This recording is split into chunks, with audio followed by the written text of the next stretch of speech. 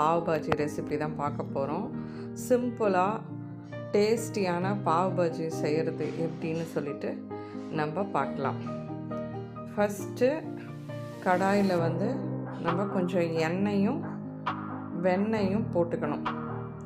இதுக்கு முன்னாடி நம்ம உருளைக்கிழங்கு, கேரட்டு, பீன்ஸு, காலிஃப்ளவர், நம்மக்கிட்ட பச்சை பட்டாணி இருந்தால் அது, தக்காளி எல்லாத்தையும் வேக வச்சு எடுத்து வச்சுக்கோங்க தனியாக.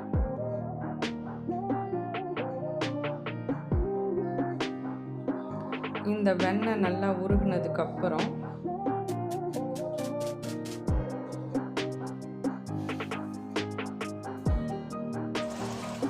நம்ம மிக்ஸி ஜாரில் பூண்டு, பாவ் பாஜி மசாலா, மிளகாய்த்தூள்,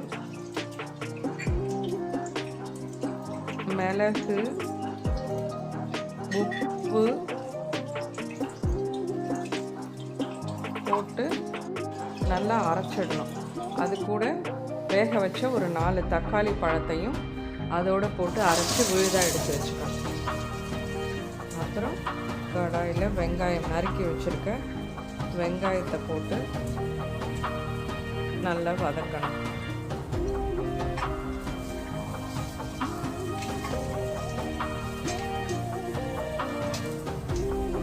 அப்புறமா நறுக்கி வச்சுருக்க குடமிளகா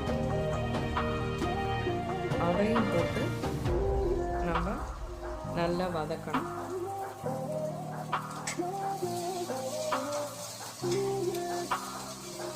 அப்புறமா அரைச்சி வச்சுருக்க அந்த விழுதை இதோட போட்டு நல்லா கலந்து விடணும். அப்புறம் அந்த மிக்ஸி ஜாரையும் கழுவி அந்த தண்ணியும் நல்லா ஊற்றிடலாம்.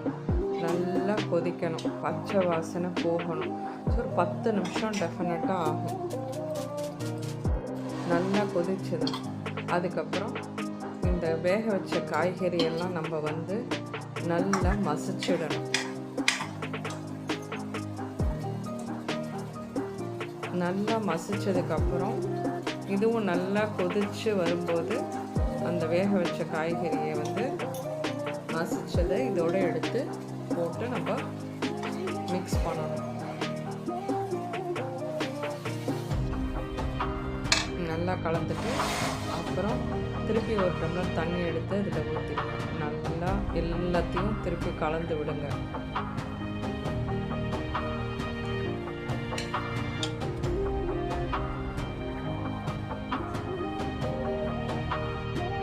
திருப்பி அதை நல்லா வச்சு மசிச்சிங்கன்னா ஒத்தாப்பில் வந்துடும். நல்லா மசிச்சு விடுங்க.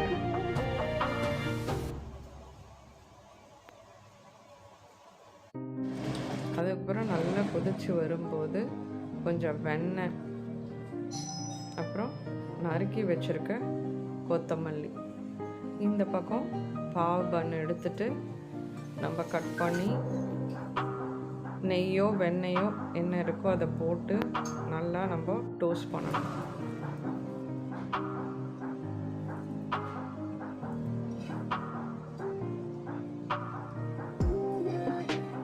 ரெண்டு பக்கமும் நல்லா டோஸ்ட் பண்ணிவிட்டு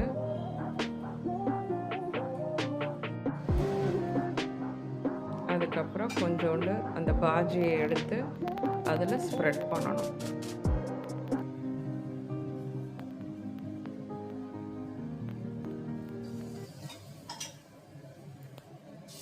ஸ்ப்ரெட் பண்ணிவிட்டு ரெண்டையும் ஒன்றா வச்சிட வேண்டியதான்.